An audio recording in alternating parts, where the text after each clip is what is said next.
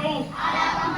மேலும் எனது குடும்பத்தினரையும் நண்பர்களையும் போதை பழக்கத்திற்கு ஆளாகாமல் தடுத்து அவர்களுக்கு அறிவுரைகளை வழங்குவேன். போதை பழக்கத்திற்குள்ளானவர்களை மீட்டெடுத்து அவர்களை நல்வழிப்படுத்த எனது பங்களிப்பை முழுமையாக தருவேன். போதைப் பொருட்களின் உற்பத்தி, நுகர்வு, பயன்பாடு ஆகியவற்றிற்கு எதிரான தடுப்பு நடவடிக்கைகளின் மூலம் போதைப் பொருட்களை தமிழ்நாட்டில் வேரறுக்க அரசுக்கு துணை நிற்பேன். மாநிலத்தின்